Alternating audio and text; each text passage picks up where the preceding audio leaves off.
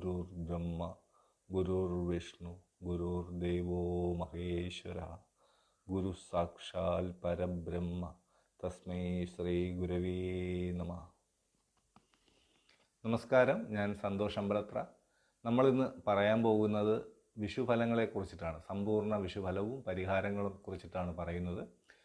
2024 April 14 മുതൽ 2025 April 14 വരെ നീണ്ടു നിൽക്കുന്ന ഒരു വർഷത്തെ ഫലങ്ങളാണ് 27 നക്ഷത്രങ്ങളെക്കുറിച്ചും പറയുന്നത്. അതിന് നമ്മൾ സൗകര്യാർത്ഥം 12 കൂറുകളായിട്ട് തരംതിരിച്ച് പറയുന്നതാണ് കുറച്ചുകൂടെ എളുപ്പമെന്ന് തോന്നുന്നു. അപ്പോൾ അങ്ങനെ പറയാൻ തന്നെയാണ് ഉദ്ദേശിക്കുന്നത്. വിഷു സംക്രമം എന്ന് പറയുന്നത് 1199 ആണ്ട് മേടമാസം 1-ാം തീയതി മുതൽ 1200 ആണ്ട് മീനമാസം 30 വരെയുള്ള കാലയളവാണ് നമ്മൾ പറയുന്നത്. കൊല്ലവർഷം 1199 ആണ്ട് കുംഭശനി മേഷ വേഴം നിൽക്കെ മീനമാസം 31-ാം തീയതി ശനിയാഴ്ച രാത്രി 8:51 ഉദയാൽപരം 36 നാഴിക 25 വിനാഴികയ്ക്ക് മകീരം നക്ഷത്രം 4-ാം പാദത്തിൽ മിഥുനക്കൂറിൽ മേടരവി സംക്രമം. വിഷുഫലത്തിൽ ആദ്യമായിട്ട് നമ്മൾ പറയുന്നത് മേടക്കൂറുകാരെ കുറിച്ചിട്ടാണ്. മേടക്കൂറ് നമുക്കെല്ലാവർക്കും അറിയാം. അശ്വതി നക്ഷത്രം, ഭരണി നക്ഷത്രം, കാർത്തിക നക്ഷത്രത്തിൻ്റെ ആദ്യത്തെ 15 നാഴിക ചേർന്ന 2.25 നക്ഷത്രമാണ് മേടക്കൂറായിട്ട് വരുന്നത്. അപ്പോൾ മേടക്കൂറുകാർക്ക് ഈ വിഷുഫലം എത്രത്തോളം ഗുണകരമാണ് അല്ലെങ്കിൽ എത്രത്തോളം ബുദ്ധിമുട്ടുകൾ തരുന്നതാണ് എന്നുള്ളത് നമ്മൾ വിശദമായിട്ട് പരിശോധിക്കുന്നുണ്ട്. അപ്പോൾ മേടം ലഗ്നത്തിൽ വേഴം നിൽക്കുന്ന സമയമാണ്. ആദിത്യൻ അവിടെ വരുന്നുണ്ട്. പിന്നെ ശനി വന്നിട്ട് 11-ലാണ്, 12-ൽ രാഹു. ഇതൊക്കെയാണ് പ്രധാനമായിട്ടുള്ള ഗ്രഹസ്ഥിതികൾ. അപ്പോൾ ഇത്തരം ഒരു സാഹചര്യത്തിൽ മേടക്കൂറുകാർക്ക് ധനലാഭത്തിനുള്ള സാധ്യത തെളിഞ്ഞു വരുന്നുണ്ട്. തൊഴിലിൽ ഉന്നതി ആഗ്രഹിക്കുന്നവർക്ക് അതിന് പറ്റിയൊരു സമയമായിട്ട് ഈ സമയം കാണുന്നുണ്ട്. നേരത്തെ ഉണ്ടായിരുന്ന രോഗ ദുരിതങ്ങളൊക്കെ മാറി കുറച്ച് ആരോഗ്യപരമായിട്ടും ഉന്മേഷപ്രദമായിട്ടൊക്കെ ജീവിതത്തെ നോക്കി കാണാൻ പറ്റുന്ന ഒരു കാലഘട്ടമായിട്ട് ഈ സമയം കാണുന്നുണ്ട്.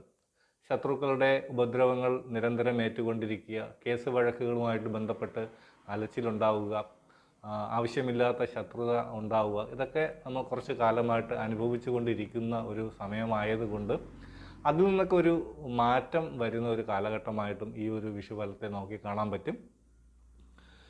പിന്നെ സ്ഥാനമാറ്റം, ജോലിസ്ഥലത്തോ വീടോ ഒക്കെ ഒന്ന് ചേഞ്ച് ആവുന്ന ഒരു കാലഘട്ടം കൂടെയാണ്. അപ്പോൾ അത് ഈ പറഞ്ഞ പോലെ ആഗ്രഹിക്കുന്നവരും അല്ലെങ്കിൽ പ്രതീക്ഷിക്കാതെ മാറ്റങ്ങൾ വരുന്ന ഒരു സാഹചര്യം കൂടെ ഈ നക്ഷത്രക്കാർക്ക് ഈ സമയം അനുഭവത്തിൽ വരാം.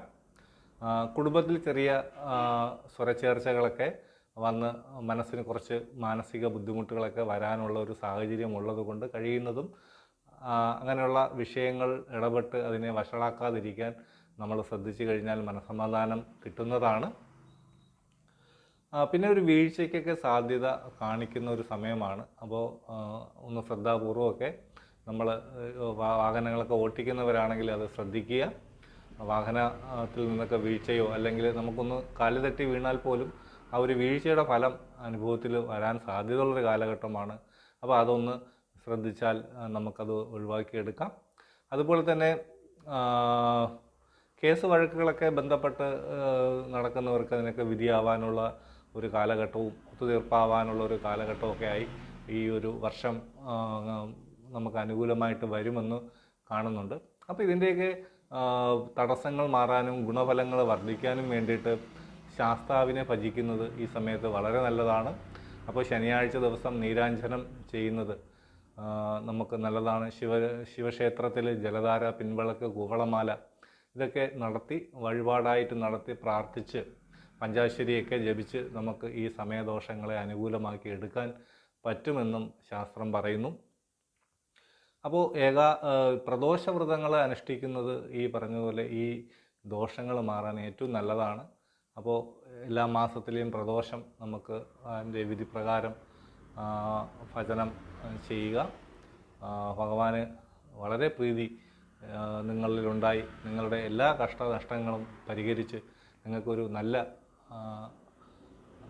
വർഷമായി തീരട്ടെ ഈ ഒരു വർഷം. ഈ വിഷുഫലം അശ്വതി, ഭരണി, കാർത്തിക നക്ഷത്രത്തിൻ്റെ ആദ്യത്തെ 15 നാഴിക ചേർന്ന മേടക്കൂറുകാർക്ക് എല്ലാവിധ ഈശ്വരാനുഗ്രഹങ്ങളും ലഭിക്കട്ടെ എന്ന് പ്രാർത്ഥിച്ചുകൊണ്ട് നിർത്തുന്നു. അടുത്ത് നമുക്ക് ഇടവക്കൂറ് നോക്കാം.